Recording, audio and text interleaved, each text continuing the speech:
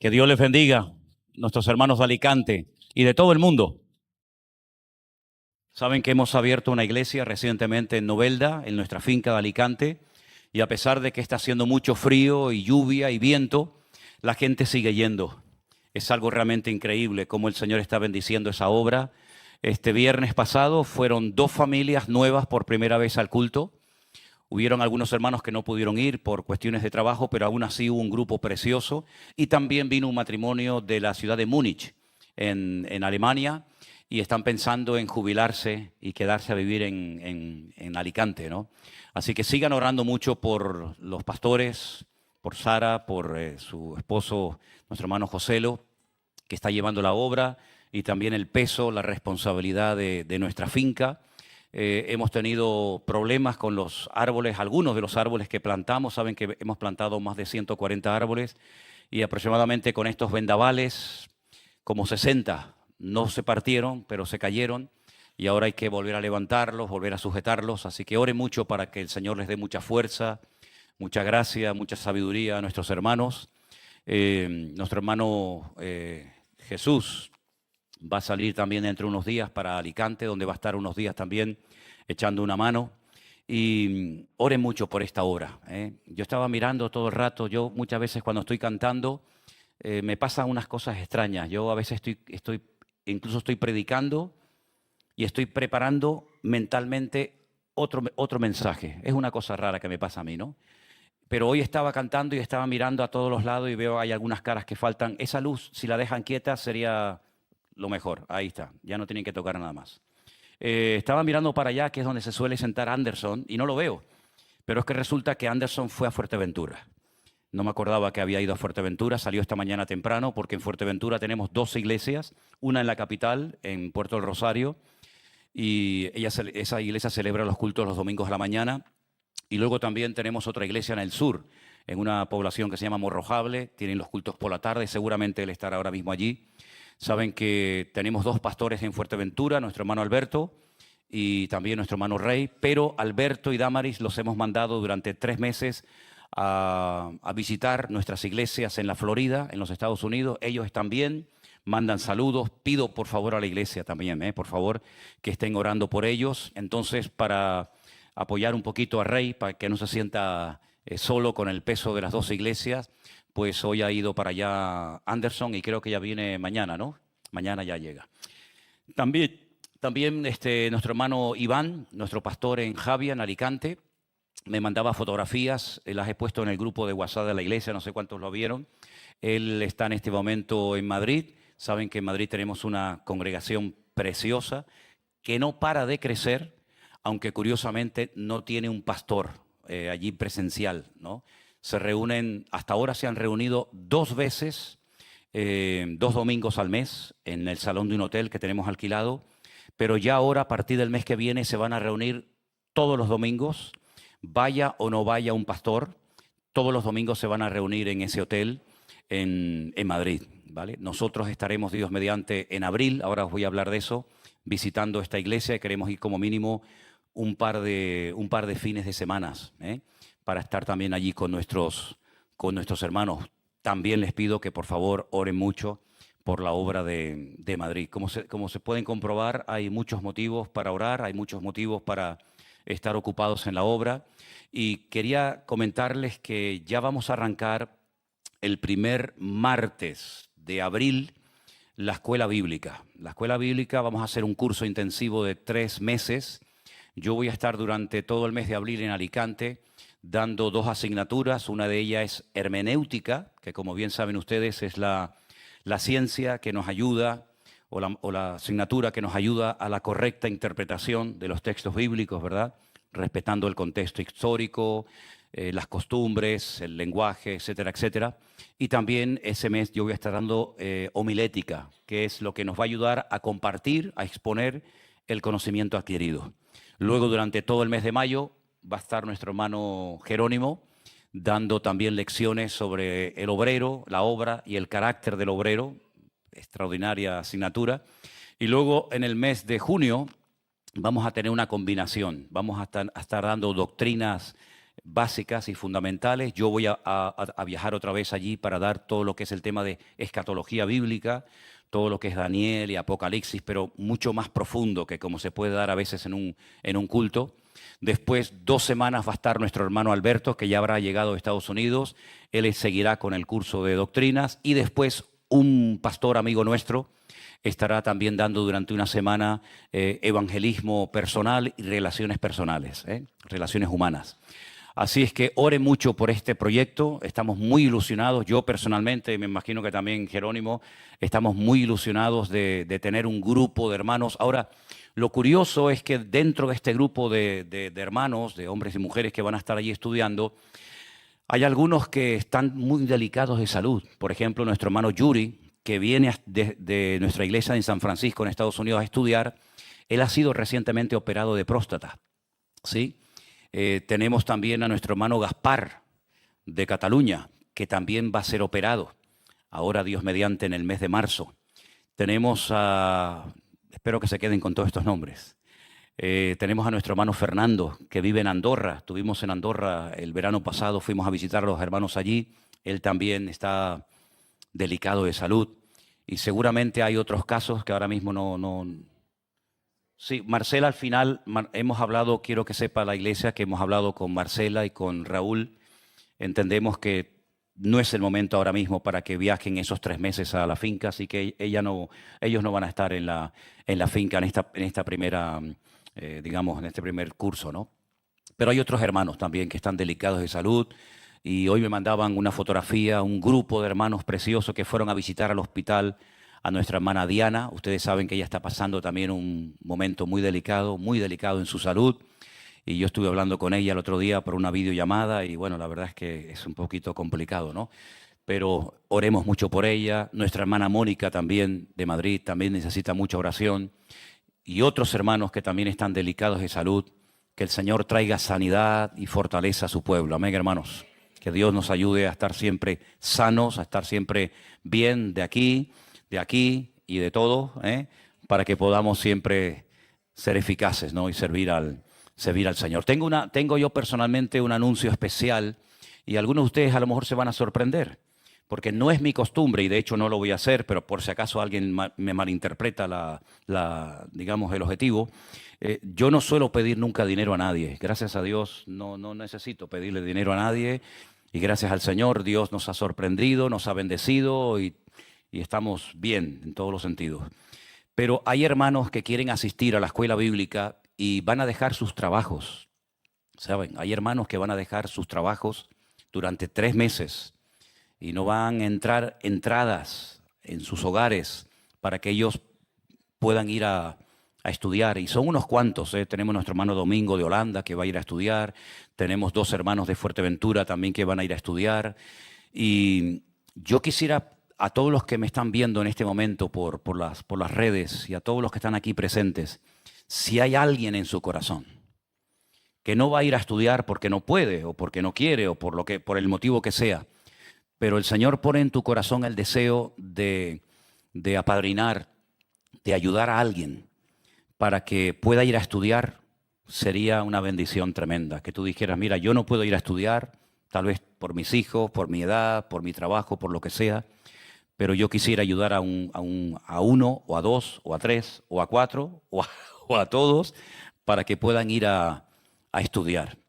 Le estamos cobrando única y exclusivamente 200 euros a los estudiantes, pero eso es lo que va a cubrir es la comida, ¿no? Los profesores no ganamos dinero, no vamos a cobrar dinero por ir allí y dar nuestras clases. Pero a mí se me ha ocurrido y lo quiero hacer, es como mínimo 2 fines de semana llevar a todos los estudiantes a Madrid para que conozcan la iglesia allí, para que se presenten a los hermanos, para que los hermanos los conozcan a ellos. Y tenemos que alquilar habitaciones, tenemos que gastarnos gasolina. Son más de 400 kilómetros de donde estamos a Madrid y luego ida y vuelta. Tenemos que comer. Hemos averiguado y hay habitaciones para 2 personas y el precio de la habitación son 70 euros. Tenemos que estar 2 noches, la noche del sábado y la noche del domingo. y después viajaríamos otra vez el lunes y ya ese día tendríamos que poner las clases por la tarde porque llegamos prácticamente con el tiempo muy justo, ¿no? Entonces necesitaríamos hermanos o hermanas o familias de los que están aquí presentes o de los que me están viendo ahora, que si el Señor pone en tu corazón apadrinar, ayudar a uno de estos estudiantes para que puedan ir a estudiar, ponte en contacto con nosotros. Es muy fácil, hay correos, hay teléfonos, etcétera. Y me dices, yo quiero apadrinar a un alumno o a dos durante un mes, 2 meses, 3 meses. Cuando yo estuve en la escuela bíblica y estuve 3 años, no eran 3 meses, fueron 3 años. Los 2 primeros años yo tenía que trabajar. Yo estudiaba por la mañana y trabajaba por la tarde. Pero el tercer año, un hermano, una familia de Estados Unidos que nunca llegué a conocer, ellos sintieron en su corazón ponerse en contacto con el pastor, que era el director de la escuela bíblica, y me pagaron el último año. Así que gracias al Señor no tuve que trabajar el último año, sino que ya incluso podía también ir por la tarde y estudiar, no solamente por la mañana. Así que sería maravilloso, de verdad, sería maravilloso que cualquier hermano de la iglesia, de los que nos están viendo, de los que están aquí presentes, si sientes en tu corazón ayudar con este proyecto a alguien para que pueda ir ahí a estudiar, oye, háblate conmigo, ponte en contacto con nosotros a través del correo, del teléfono, y va a ser algo realmente extraordinario. Y si no viene la ayuda por aquí, pues seguro que vendrá por otra parte. De eso no me cabe la menor duda. Amén, hermanos. Bueno, los niños, por favor, ya pueden pasar a sus clases de la escuela dominical. Creo que ha quedado bien claro el anuncio que se ha dado para todas las familias, para que puedan asistir a ese día especial. Y como todos los años, sin lugar a dudas, va a ser un tiempo de mucha bendición.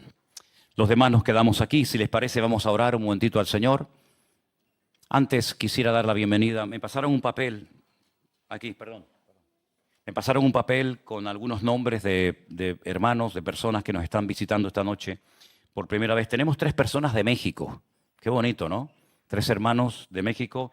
Jocelyn, Nina y Mateo. ¿Quiénes son? ¿Están por ahí? ¿Una? ¿La otra? Ah, ¿ya se fueron para allá? ¿Tú quién eres, Jocelyn? ¿Eres de México? ¿Es la primera vez que estás aquí? 4 años, pero es la primera vez que vienes. Bueno, pues Dios te bendiga. Muchísimas gracias. Damos un aplauso. Gracias por acompañarnos. Bendiciones. ¿De qué parte de México eres? Ah, de la capital. Muy bien. Tenemos también a Rosa, a Roberto y a Eduardo con su esposa y una amiga o un amigo del sur de Tenerife. ¿Quiénes son? ¿Están por ahí? ¿Por allá? Rosa, Roberto y Eduardo. ¿Ustedes es la primera vez que vienen? ¿Cómo vinieron? ¿Quién los trajo?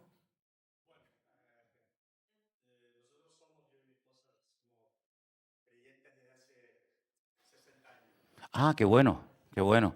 Yo ya había nacido, ¿eh? Yo ya había nacido, ¿eh? Ah, sí.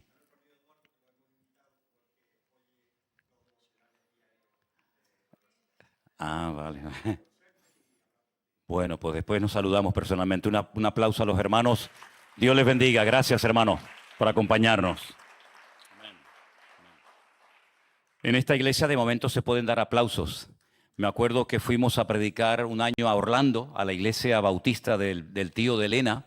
Y claro, el tío de Elena contento, ¿no? De ver a la sobrina, de verme a mí en la iglesia.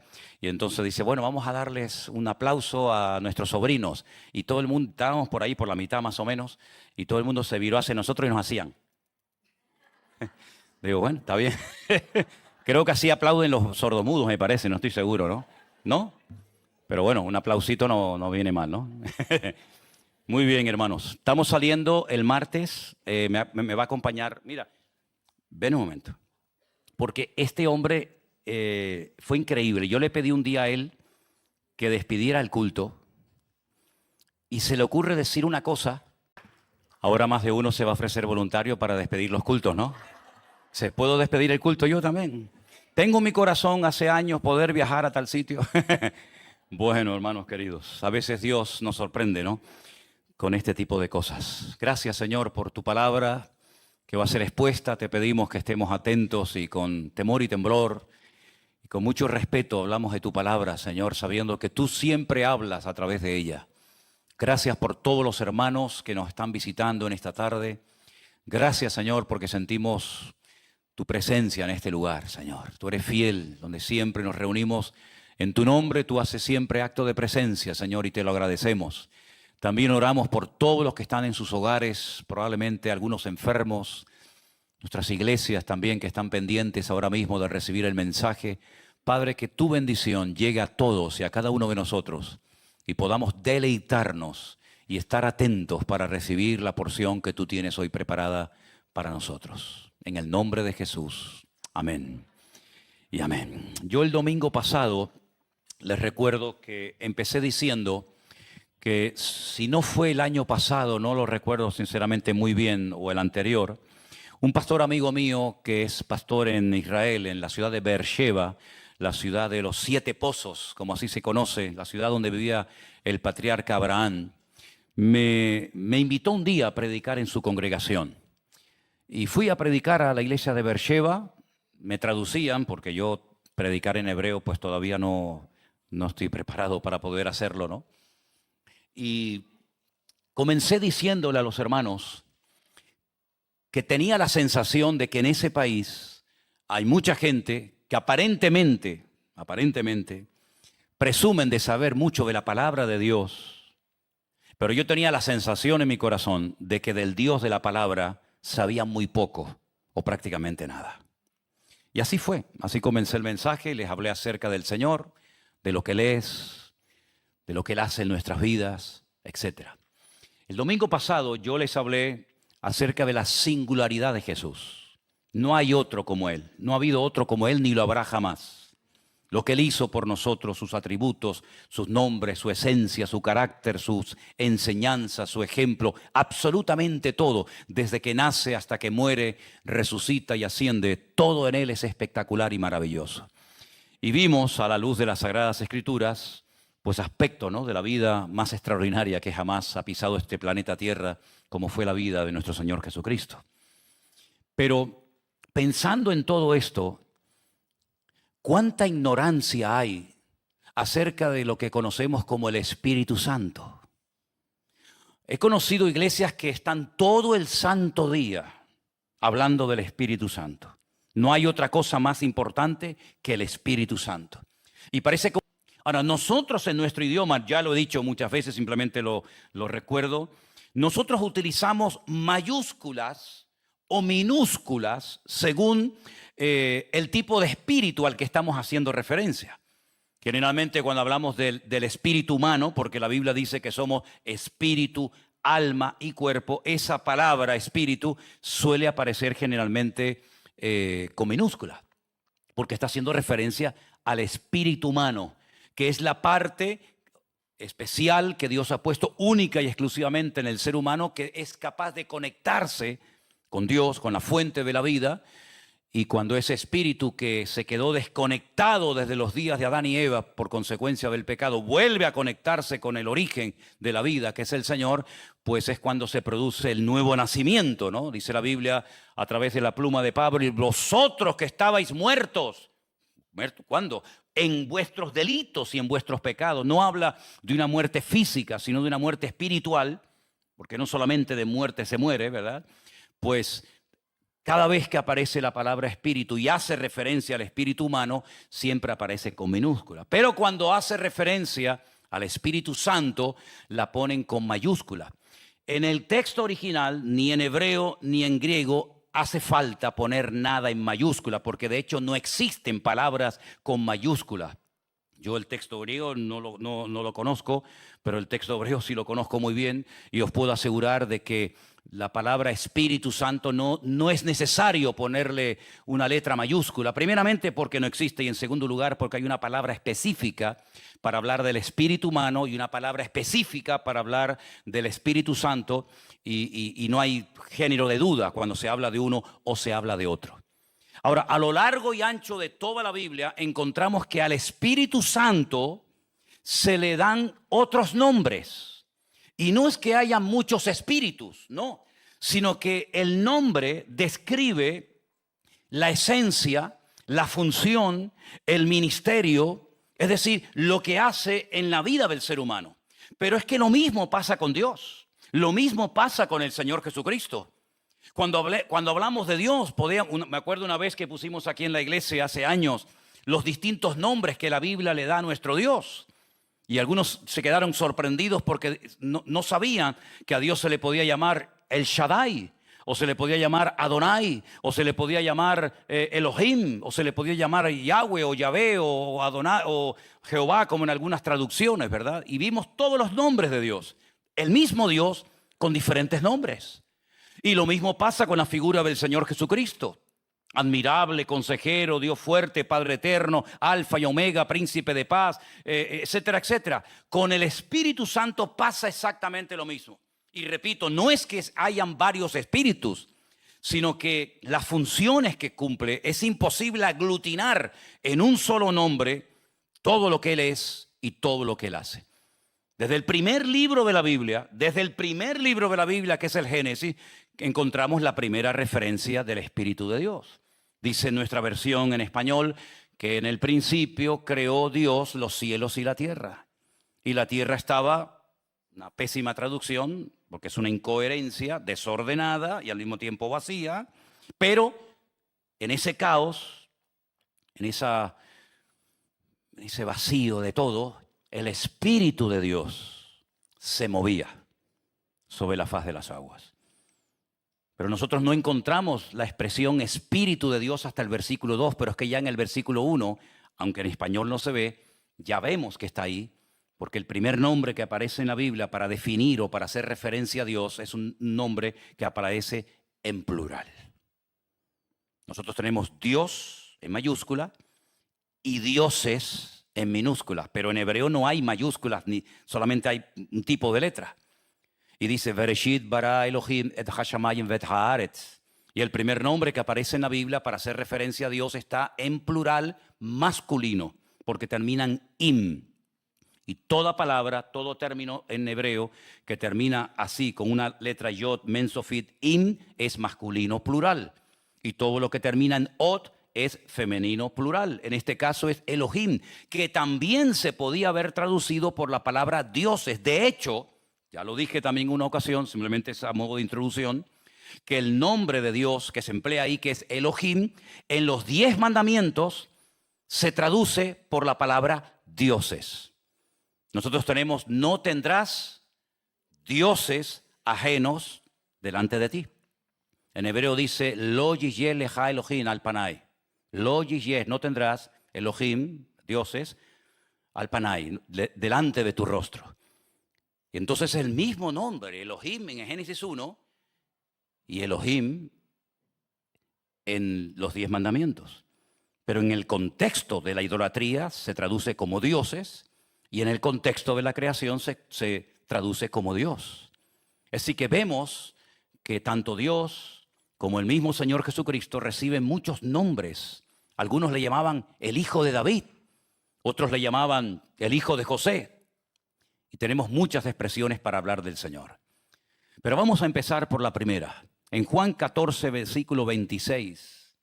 Juan 14, versículo 26, dice la palabra de Dios, mas el Consolador, el Espíritu Santo, a quien el Padre enviará en mi nombre, Él os enseñará todas las cosas y os recordará todo lo que yo os he dicho. Fijaros que en ese versículo 26 aparecen 2 nombres para definir al Espíritu Santo. Uno, valga la redundancia, Espíritu Santo, y otro, Consolador. El Consolador era un personaje que acompañaba al preso, que acompañaba al condenado para darle consuelo, para darle ánimo cuando iba a ser sentenciado, cuando iba a ir ante un juez. Y ese es el término paracletos que se emplea, ¿verdad?, para decirnos que el Espíritu Santo, el Espíritu de Dios, que también es un espíritu que viene a nuestra vida para consolarnos, recibe ese nombre, porque tiene también esa función en la vida del creyente. Primer nombre que estamos viendo en esta tarde. Dicho sea de paso, si no tuviéramos el Nuevo Testamento, ya podríamos hablar del Espíritu Santo, pero la información que el mismo Señor Jesucristo y que el Nuevo Testamento nos da sobre el Espíritu Santo es impresionante, realmente. Tenemos en Génesis capítulo 1, versículo 2, como ya os acabo de decir, la expresión Espíritu de Dios. La tierra estaba desordenada. La primera vez que se tradujo por un sacerdote católico, por cierto, cartujano de Sevilla, este texto al castellano, él no puso la palabra desordenada, sino desadornada. La tierra estaba desadornada. Le regalé un facsímil a Jerónimo el otro día de una copia exacta de la primera Biblia que se tradujo en el siglo XVI del castellano antiguo al español, ¿no? Y bueno, creo que le hizo mucha ilusión. Y ahí aparece que la tierra estaba sin adornos y estaba vacía, pero en ese caos estaba el Espíritu de Dios moviéndose. En Isaías capítulo 61, verso 1, recibe otro nombre, el mismo Espíritu, pero otro nombre. Y fíjense qué interesante porque dice, el Espíritu de Jehová, el Señor. La palabra Jehová en nuestras Biblias hace referencia al nombre propio de Dios. En las versiones católicas, generalmente que se llaman nácar colunga, aparece la palabra Yahvé, ¿sí? Entonces en nuestra Biblia dice que el Espíritu de Jehová o el Espíritu de Yahvé, el Señor, está sobre mí porque me ungió Jehová, me ha enviado a predicar buenas nuevas a los abatidos, vendar a los quebrantados de corazón, publicar libertad a los cautivos y a los presos, apertura de la cárcel. Esa fue la lectura que leyó el Señor Jesucristo y Él dice, hoy se ha cumplido esta escritura delante de vosotros. Es decir, Él tenía, por así decirlo, una unción. De hecho, uno de los nombres que Él tenía, o mejor dicho, uno de los títulos que a Él se le dio, fue el de Cristo. La palabra Cristo viene del griego, pero realmente era Mashiach, que significa el ungido, al que se ungía para cumplir una función específica. Y al que lo ungió a Él fue el mismísimo Espíritu de Dios.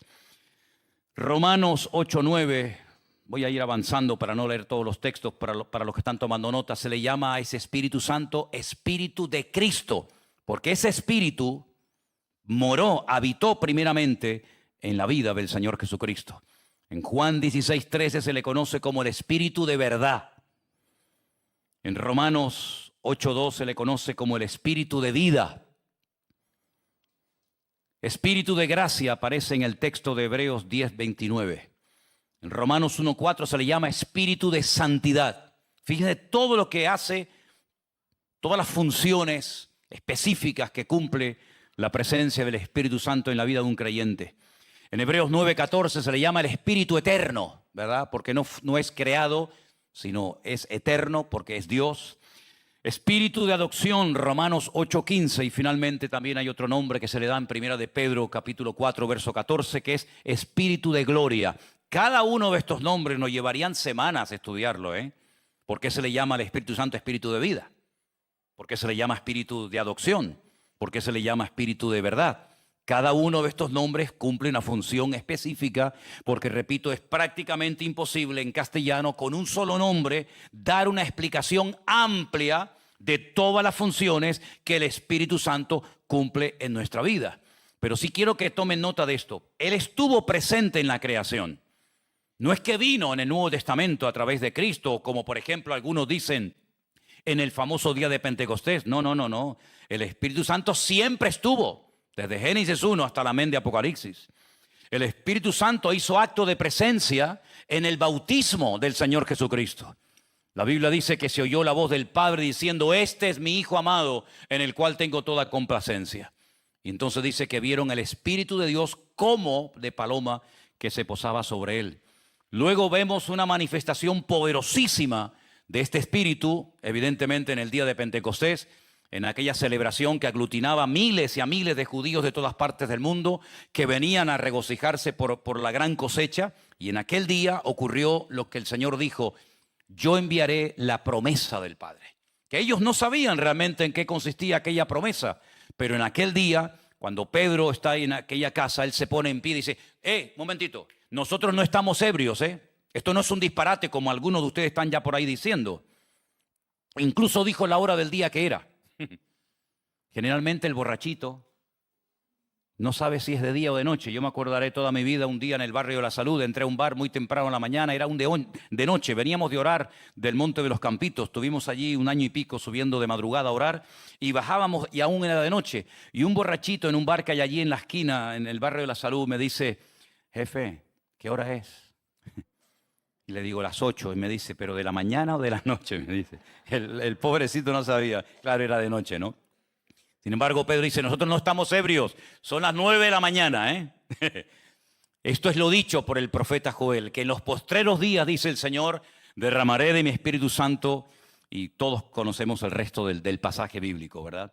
Así que estuvo en el día de Pentecostés, y es algo que tenemos que tener muy claro. Y Pablo dijo, y es una expresión que a mí me llama mucho la atención, porque Pablo dijo en varias ocasiones, hermano, no quiero que ignoréis, ¿eh? Usted puede ignorar otras cosas, pero esto no quiero que lo ignore, que vuestros cuerpos son el templo del Espíritu Santo de Dios, el cual mora con vosotros. ¿Cuántos dicen amén? En aquella época, en aquella cultura grecorromana, se creía que el cuerpo, que la materia, era algo malo. Algunos incluso se flagelaban, se castigaban, se metían en largos periodos de ayuno, porque la carne es diabólica, la carne es mala y hay que matarla. Y por eso algunas personas pues se aislaban, ¿no? Se aislaban a montañas, se metían en cuevas, incluso como aquel que nos contaba recientemente Jerónimo, que no quería ni siquiera tener contacto con la tierra y se puso en lo alto de una columna y allí se quedó el tipo no sé cuántos años porque no quería tener contacto con la tierra, ¿no?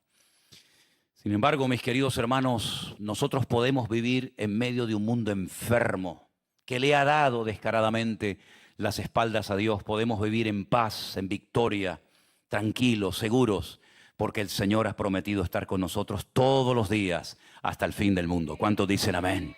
Así que no tenemos que irnos, aunque a veces tenemos la tentación, ¿no? No sé cuántos de ustedes, pero a veces tenemos la tentación de aislarnos, ¿no? De decir, bueno, me voy a aislar y que me dejen tranquilo, no quiero que... Oye, qué tranquilo vivíamos cuando no teníamos teléfono, hermano, ¿eh? Yo sé que hoy en día a algunos le quitan el teléfono y les entra así como sarampión, ¿no? Se empiezan a manifestar, ¿no? Pero qué tranquilos vivíamos cuando no teníamos teléfono, hermano. Yo no sé cómo hacíamos porque teníamos que ir con el mapa y todo aquello, pero la verdad que, hermanos, les digo una cosa, ¿eh? Hubo una época en mi vida en la que yo estaba tan saturado que le dije al Señor, Señor, permíteme jubilarme a los 55. Y el Señor no me tomó la palabra. No me tomó la palabra. Ya han pasado unos cuantos años, ¿eh? Pero gracias al Señor que en medio de las presiones, en medio de los problemas, en medio de las críticas, en medio de cualquier cosa, nosotros podemos estar firmes y dormir tranquilos y vivir confiados porque el Señor está con nosotros todos los días. ¿Cuántos dicen amén? Es algo realmente maravilloso. Vemos en la palabra de Dios que el Espíritu Santo, miren, consuela al creyente. Le advierte de cosas que pueden suceder. Es interesante notar que, por ejemplo, vamos a ir a Juan capítulo 15. Leímos ya el versículo 16, pero dice, el Espíritu de verdad, verso 17, el cual el mundo no puede recibir porque no le ve ni le conoce, pero vosotros le conocéis porque mora en vosotros y estará con vosotros. Y más adelante, un versículo tremendo, palabras de Jesús, verso 23, el que me ama, mi palabra guardará. ¿Cuántos dicen amén? Y mi Padre le amará y vendremos. Fíjese el término en plural. Vendremos. Y haremos, nuevamente en plural, morada con él. Versículo 26. Mas el Consolador, el Espíritu Santo, a quien el Padre enviará en mi nombre, Él os enseñará todas las cosas. ¿Y qué? Para los que tienen mala memoria. Dicen, no, es que yo no tengo. Ahí hay una promesa para usted, hermano. Ahí hay una promesa. Y Él os recordará todo lo que yo os he enseñado. ¿Saben la gente que más memoria tiene en esta vida? Los niños y las mujeres. Algunas se ríen, pero tienen unas memorias, las mujeres, increíbles. Tú me dijiste, ¿te acuerdas que tú? Una memoria impresionante, hermano. Y como le prometas algo a un niño o a una mujer, eres hombre muerto si no cumples con la promesa. Así que ya puedes estar en ayuno y oración para que el Señor te ayude a cumplir tus votos. Sigue diciendo el Señor más adelante en el capítulo 15, estamos, versículo 26. Cuando venga el Consolador, aún no había venido en la época de Jesús, pero Él dice, no os dejaré huérfanos, va a venir, no se preocupen. Cuando venga el Consolador, a quien yo enviaré del Padre, el Espíritu de verdad, el cual procede del Padre, Él dará testimonio acerca de mí. Qué tremendo. No hay que orar al Espíritu Santo. Yo a veces he visto creer, Espíritu, usted no tiene que dirigir sus peticiones ni sus oraciones al Espíritu Santo. Hermano, la forma bíblica de orar es al Padre en el nombre de Jesús. Y el Espíritu Santo le va a guiar, le va a motivar para que usted se dirija al Padre, a Dios, y siempre firme sus oraciones en el nombre de Jesús, pero no oren al Espíritu Santo. No se dirijan al Espíritu Santo porque no es correcto, no es bíblico. Cuando venga el Espíritu de verdad, capítulo 16, verso 13, Él los guiará a toda la verdad. Porque no hablará por su propia cuenta, sino que hablará todo lo que oyere y os hará saber las cosas que han de venir. Esto es maravilloso. Porque Él me glorificará a mí, porque tomará de lo mío y os lo hará saber. Todo lo que el Padre tiene es mío y Él tomará de lo mío y os lo hará saber. El Espíritu Santo no viene a desplazar a Jesús en absoluto. No viene a ser el protagonista de un culto, el protagonista de una iglesia. No, el Espíritu Santo viene al creyente para glorificar, para levantar a Cristo, para que el fruto del Espíritu, ¿qué es el fruto del Espíritu? Es la vida de Cristo en nosotros. Son las características de su carácter: amor, gozo, paz, paciencia, benignidad, fe, mansedumbre, templanza. Así era Cristo.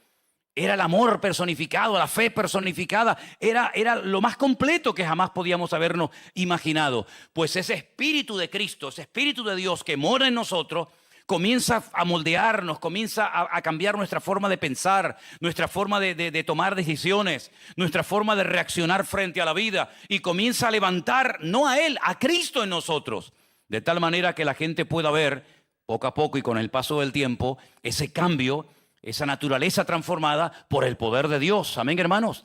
Pero no es que Él viene y desplaza a Cristo, no. Él viene a glorificar al Señor, Él viene a guiarnos a toda la verdad. Hace muchos años me dejaron un libro que se llamaba, si no recuerdo mal, Pentecostales Católicos. Mira tú qué mezcla, ¿eh? ¿Qué mezcla? Pentecostales católicos, ni pente ni cólicos, ¿no? Y comencé a leerlo, lleno de disparates, evidentemente. Había personas que testificaban en el libro que desde que se habían acercado al Señor y según ellos habían sido muy llenos del Espíritu Santo, sentían mucho más amor por la Virgen María. Ese no es el Espíritu de Dios. El Espíritu de Dios dice que os guiará a toda la verdad. ¿Cuántos dicen amén? No nos va a llevar a sensaciones raras. Imagínense que alguien apareciera por aquí, por la iglesia, y dijera: vengo con una revelación nueva. El Espíritu Santo me ha puesto en mi corazón que traiga una enseñanza nueva a la iglesia. Bueno, es que aquí ni entra. De la puerta de cristal para adentro no pasa. Eso se lo aseguro. Eso me pasó a mí en el barrio de la Salud hace muchos años, cuando vino un señor con otro y me dicen: hay un señor ahí que quiere hablar contigo. Entonces digo: bueno, espera, dile que se espere un tito que ahora voy y lo atiendo. Cuando me acerqué a él, le digo: hola, buenas tardes, ¿en qué puedo servir? Le dice: soy Jesucristo. Digo: bueno. Digo: mira que me caen tíos raros a mí, de verdad, Señor. Yo no sé lo que tengo, pero todos los raros me caen a mí, ¿eh? Y yo digo: bueno, pues yo soy Manolo Sierra, mucho gusto. ¿Qué quiere? No, porque... Y me empezó a decir una serie de disparates y lo cogí así por el hombro. Digo: mira, escúchame una cosa. 3 segundos te doy para que salgas de aquí. 3 segundos, ¿eh? Y le empecé a apretar. Y le dice al otro: ¿ves? De todos lados nos echan. ¿Cómo va a venir un tipo haciéndose pasar por Jesucristo para dar una enseñanza nueva a la iglesia? Es un disparate, eso es una herejía. Es lo que dice la Biblia: y muchos vendrán en mi nombre. Y a muchos se engañarán, pero a nosotros no. No porque seamos más guapos que nadie, sino porque tenemos la base, que es la palabra de Dios, y lo que no entra por la palabra de Dios, aquí no entra, porque Él viene a traer verdad y no viene a traer mentira ni rollo raro al cuerpo de Cristo. ¿Cuántos dicen amén? Aleluya, gloria a Dios. Ahora los que vayan conmigo a Israel tienen que tener cuidado, ¿saben? Porque allí hay una cosa que se conoce con el nombre del síndrome de Jerusalén. Generalmente le suele dar a un tipo de mujeres, no voy a decir cuál, yo sé cuáles son. Pero hay un tipo de mujeres que a algunas les suele dar el síndrome de Jerusalén. Y me dijeron la última vez que estuve en Israel, ahora en noviembre, diciembre, que hay un hospital psiquiátrico lleno. Lleno. Oye, a mí me gustaría visitar ese centro psiquiátrico, honestamente. De gente que le dio el síndrome de Jerusalén. Una noche estoy yo en la explanada del Muro de los Lamentos y veo venir a lo lejos un señor con una barba tan grande que la tenía que cargar así. Unos pelos, venía descalzo con una túnica, estilo así Jesucristo de la época, y se me acerca, me hablaba español precisamente, y se me acercó, digo, otro raro más, bendito sea Dios, otro más, pero ¿esto qué es? Y se me acerca y me dice, hola, buenas noches, soy el profeta Elías. Bueno, vamos, dejamos la historia ahí para no seguir. Oye, ¿se dan cuenta, hermanos, cómo en los últimos tiempos tenemos que estar con los ojos abiertos y dejarnos de superficialidad y dejar la ingenuidad aparcada fuera y darnos cuenta de que el enemigo lo que quiere es arrancarte de la verdad, meter verdades con medias mentiras? Cuando dice la palabra de Dios que Él es el camino, la verdad y la vida, y que el Espíritu Santo viene a glorificar a Cristo, a levantar en alto el nombre de Jesús, no a levantar al pastor. ¿Qué más quisiera yo pasar desapercibido? Los que me conocen de hace muchos años, a mí no me gustaban las fotos, no me gustaban las aglomeraciones, me gustaba andar a mi aire. Lamentablemente vemos hoy en día que en las iglesias a veces se levanta más la figura del pastor, del predicador, ahora de los apóstoles, etcétera, que del mismo Señor Jesucristo, mi hermano. Ustedes no tienen que venir nunca a una congregación a ver a un hombre. Una cosa es el cariño, el amor, el respeto, que el devocional, que esto, todo eso lo entiendo. Pero en definitiva, el protagonista, el invitado de honor aquí siempre será el Rey de Reyes y Señor de los Señores, mi hermano. A Él sea la gloria, ni más ni menos. Ni más ni menos. Aleluya. Por eso tenemos que estar atentos, porque aunque estemos aquí en las Islas Canarias, que parece que estamos aquí perdidos, que nadie sabe dónde estamos, el diablo sabe dónde estamos, ¿eh? El diablo sabe dónde estamos y de vez en cuando viene algún bicho raro. Pero no se preocupen, porque además en esta iglesia no hay uno ni dos, hay 3 pastores. Así que le damos a la entrada, a la salida, y mientras va por el camino también recibe. No se preocupen ustedes. Tu vara y tu callado me infunden aliento. Yo a Anderson y a Jerónimo, que son así chicos buenos, les doy el callado y yo me quedo con la vara. No se preocupe. El Espíritu Santo en la Biblia a veces se representa o se habla de él como una especie de símbolos, ¿no? Es como, por ejemplo, cuando Juan el Bautista dijo, he aquí el Cordero de Dios. Pero era un ser humano, no era un animal. Pero se asemeja el Cordero al Señor Jesucristo, porque Él vino a morir por nosotros como el Cordero, ¿verdad, pobrecito? Tenía que ser muerto y sacrificado en un altar, ¿no es cierto? Y vemos que en la Biblia hay símbolos para representar cosas. Por ejemplo, la Biblia nos enseña muchas veces que la palabra de Dios es como un pan. No solo de pan vivirá el hombre, sino de toda palabra que sale de la boca de Dios, y un martillo, etcétera, etcétera. Y la palabra de Dios es como una espada que penetra hasta las coyunturas, etcétera, etcétera. El Espíritu Santo en la Biblia a veces emplea el símbolo del fuego para hablar del Espíritu de Dios. En el día de Pentecostés, en Hechos capítulo 2, dice que se aparecieron lenguas repartidas como de fuego que se asentaron sobre cada uno de ellos.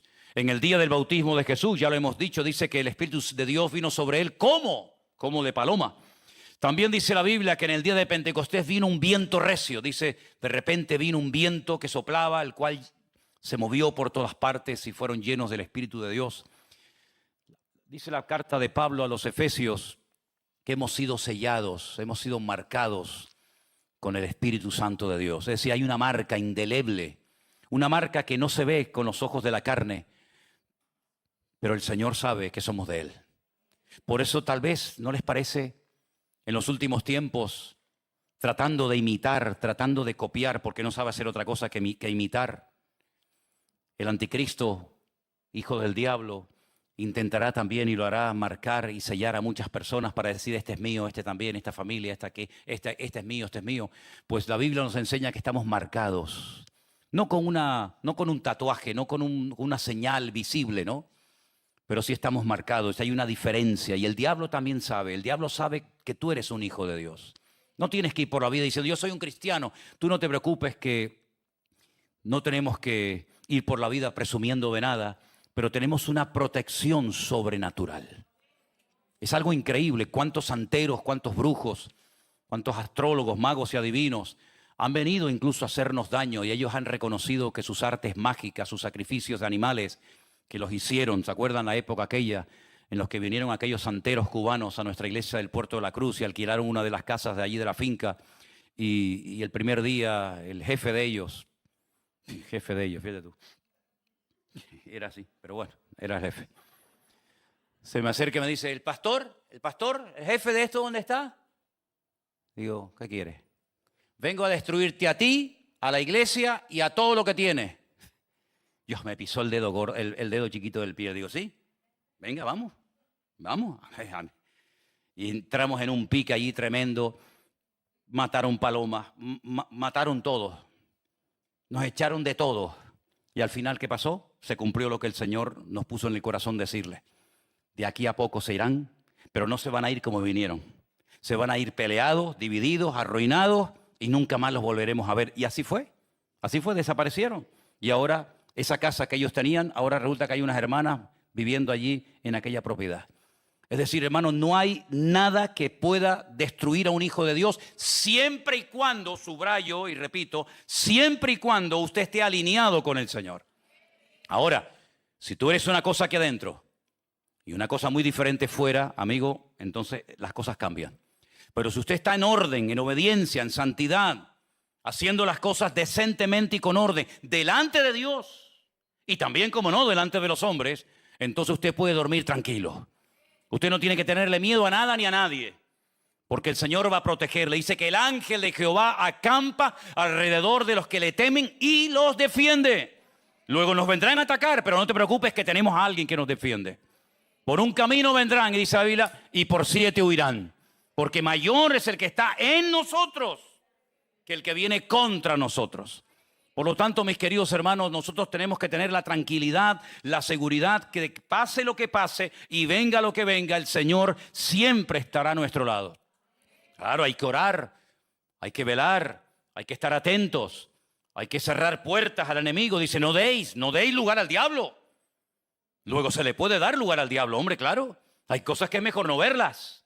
Hay cosas que es mejor ni hablarlas. Dice, mire, que vuestras conversaciones no sean como las de ellos, sino cuando hablemos tenemos que glorificar al Señor. Con salmos, con cánticos, siempre siendo llenos del Espíritu de Dios. Crítica en la boca de un creyente, eso es demoníaco. Crítica, murmuración, mira lo que dijo, mira quién vino, quién no vino. Eso tienes que desterrarlo definitivamente de tu vida si es que tienes ese problema. Que no se vaya la bendición de Dios por la forma como hablas, ni por tus ojos, ni por tus oídos, y sobre toda cosa guardada, ojo, dice la Biblia, guarda tu corazón, porque de él fluye la vida, ¿verdad?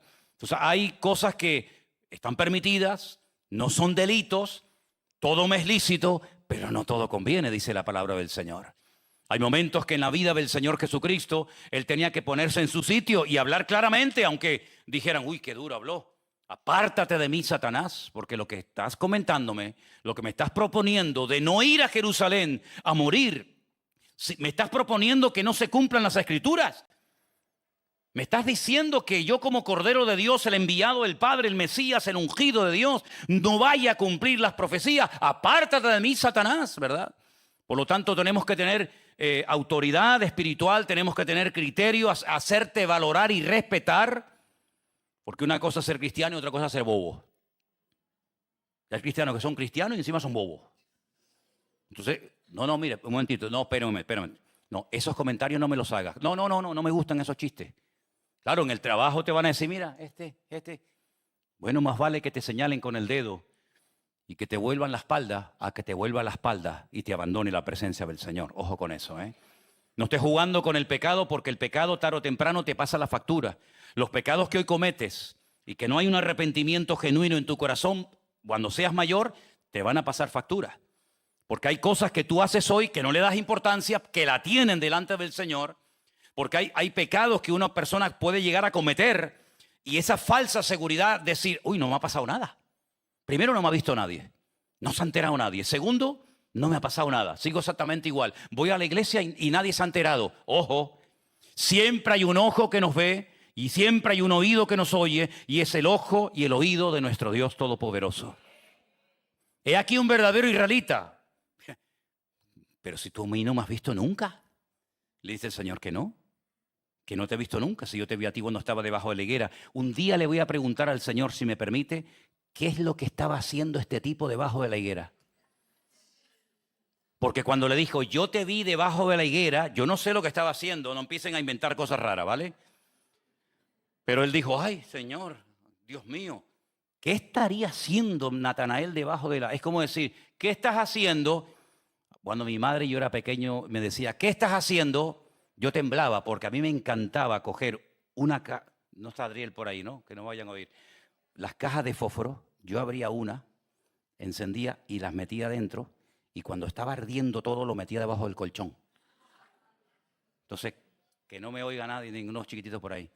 Y cuando mi madre decía, Manolito, no me diga nadie Manolito, ¿eh?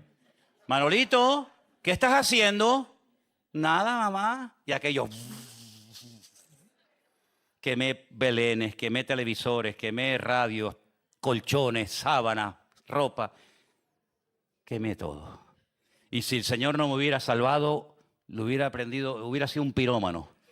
Pero gracias al Señor que el Señor me salvó. Así que tranquilos, no se preocupen. Yo no he sido nunca, yo no le he prendido nunca fuego. Pero ahora estoy lleno del fuego, del verdadero fuego, no que destruye, sino que calienta el alma, el fuego del Espíritu Santo de Dios. Aleluya. Fuerte ese aplauso al Señor. Dios es bueno y maravilloso. Aleluya.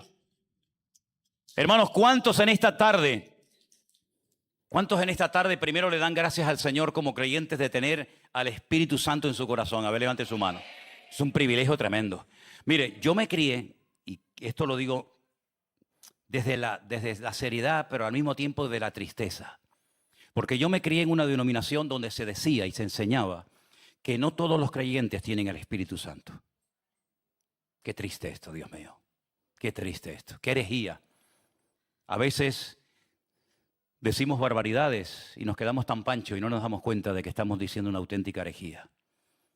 Se decía que hasta que una persona no hablara en lenguas, no tenía el Espíritu Santo de Dios en su vida. Yo creo en todos los dones del Espíritu Santo, por si alguien se está preguntando, y yo creo en todo lo que dice la Biblia. Pero en lo genuino, En lo genuino, no en lo inventado, no en lo que viene como presión, sino en las cosas genuinas de Dios, creo en todas, absolutamente. Creo en milagros, creo en señales, creo en prodigios, creo en los dones del Espíritu Santo, creo en todo lo que dice la palabra de Dios y más. No hay nada que haya caducado en absoluto. Pero ¿saben una cosa, mis queridos hermanos? Eso no es cierto. La Biblia dice, por un mismo Espíritu hemos sido todos bautizados en un cuerpo. Cuando alguien nos predicó la palabra en una campaña, en la radio, en televisión o donde fuera, el Espíritu Santo de Dios tomó esa palabra y trajo convicción a nuestro corazón. Porque dice que cuando Él viniera, Él convencería al mundo de pecado, de justicia y de juicio. Y eso es lo que nos pasó a nosotros. Algo pasó en nuestra vida, que aquella predicación era mucho más que las palabras de un hombre.